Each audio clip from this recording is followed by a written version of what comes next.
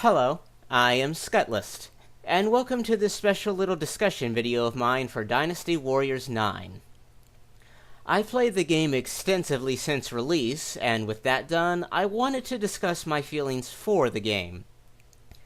And, well, I consider myself a big Warriors fan, so it saddens me to say that my feelings on this game are overwhelmingly bad rather than good. The things I dislike about the game I'll discuss one by one, but to keep from looking like a negative Nancy, let's start off with the things about this game that I do like. First off, the plot. This might be the best Dynasty Warriors yet in terms of lore and storytelling, and easily takes the trophy of best storytelling that it once belonged to DW7. The plot is very loyal to Romance of the Three Kingdoms, the novel that was the inspiration for this franchise. Dynasty Warriors 9 is filled with character action and little nods that make my inner ROTK fan and my inner history fan sigh with happiness. I love the character designs in this game. DW9 cleaned up some character designs I found lacking last entry, with characters like Guan Suo and Zhu Ran looking much better this time around. Older characters also have a strong visual design, and I do like how many of the designs seem to be a return to the looks from DW5 and older games in this franchise.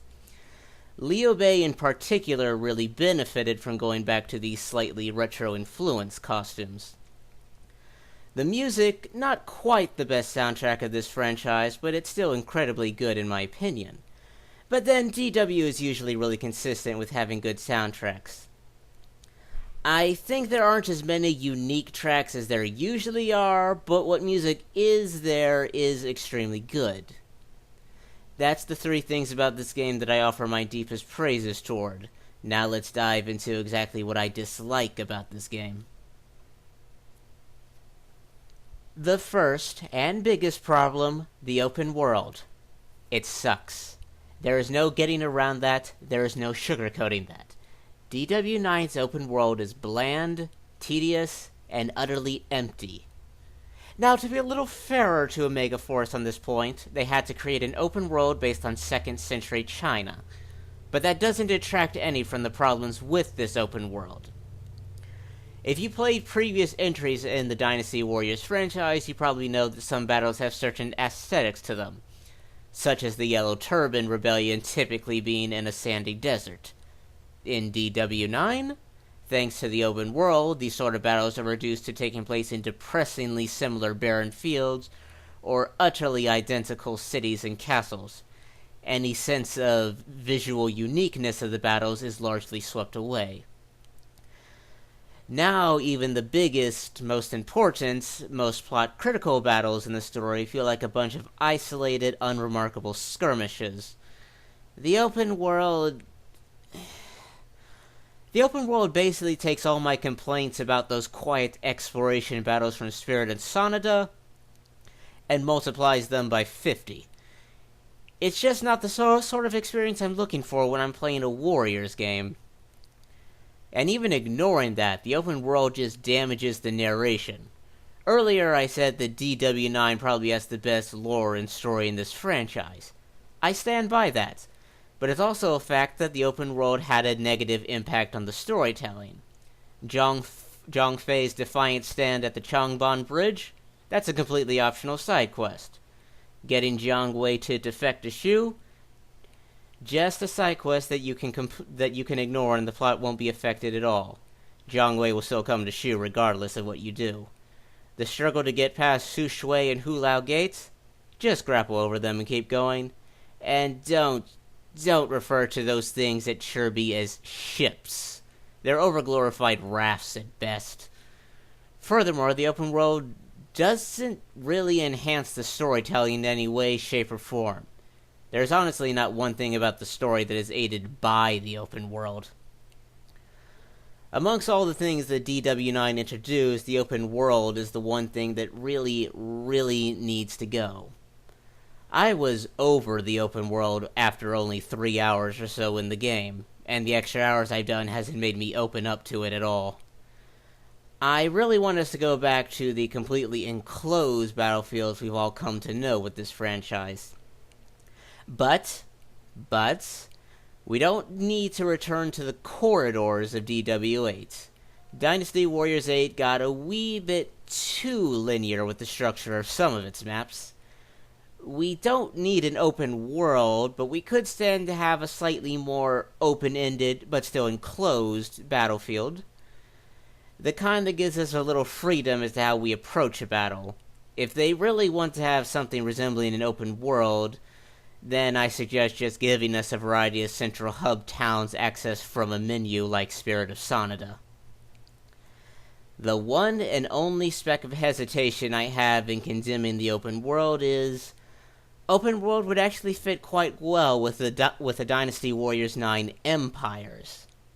But even so, I'd rather Koei just drop open world as the failed experiment that it is. I will say right now that I will skip any possible Dynasty Warriors 9 Extreme Legends if it still has an open world. Our next subject to talk about, the new combat, the state combo system. The state combo system exists because, in the words of the developers, the old charge combo system, the square-square-triangle combo system, has grown stale. On that, I can somewhat agree. But at the same time, I do feel that I had more control of my character with the old charge system. What attacks I can do with the state combo system are dependent upon the enemy's, well, states. Are they standing, are they prone on the floor, or are they in the air? There's basically only 3 or 4 combo strings in the game, whereas I'd argue with the charge combo system I had much more versatility. In fact, with the state combo system, combat feels much more simplistic. Basically, you're hammering square, periodically throwing in triangle or one of the R1 trigger attacks to keep the combo going.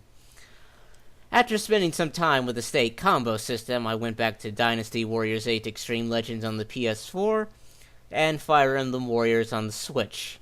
And I can say with complete honesty that the old charge system is just much, much more enjoyable overall.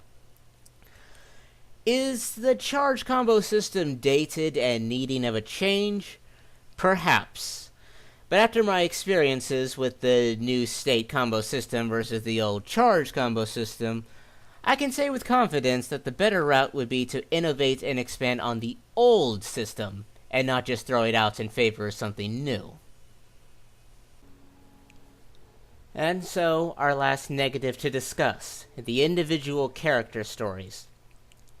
Now, my complaint here is less that we have individual character stories, and more the way they're handled. Put simply, the individual stories are more like kingdom stories, but you only see the chunk of the story your character is alive for. This leads to mind-numbing redundancy as you're doing the same battles and watching the same stories over and over again. Don't get me wrong, I'm well aware that every Warriors game that had individual stories has this kind of repetition. The difference of here, beyond the fact that DW9 doesn't have unique battle dialogue for your chosen character, is the sheer length of these stories. A character's story in DW9 can go on for a very, very long time, maybe 10 to 15 hours of game time, which is a real downer when so many characters in the same faction are doing the same battles, whether they have any business being involved in the battle or not. To make matters worse, some characters have very little to do in their own stories outside of their ending cutscene.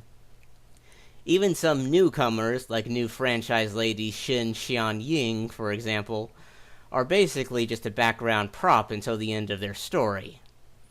At this point in time, Dynasty Warriors, and Samurai Warriors for that matter, have rosters that are too big to really do individual storylines anymore. At least if the individual storylines are covering every character in the game. It might be swallowable if it's individual storylines with enclosed battlefields, but individual storylines with an open world is just a boneheaded combo with a roster this big. In conclusion, while Dynasty Warriors 9 undoubtedly has some good things about it, those good things are just drowning under bad additions and ideas. This video isn't a review of the game, of course, but if it was, I'd probably score it something like a 3 out of 10. When playing most Warriors games for the first time, I get so engrossed in them that I lose track of time, Here, I was bored and tired of it just a couple hours in. Do I want Koei to drop everything that Dynasty Warriors 9 introduced? Not quite.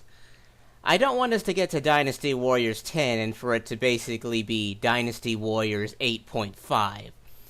Something to keep in mind is that franchise sales are declining. They've been on a decline ever since Dynasty Warriors 6. Dynasty Warriors 9, in its first week of sales in Japan, sold disturbingly only half of what Dynasty Warriors 8 sold in its first week. The franchise is in dire need of innovation and change. Dynasty Warriors 9 went down the wrong route, but we can't just go back to the old style of gameplay entirely. To ask for that might as well just be wishing death upon the franchise. Anyway, that about wraps up everything I wanted to talk about in this video. I hope you enjoyed this, and I'll see you next time.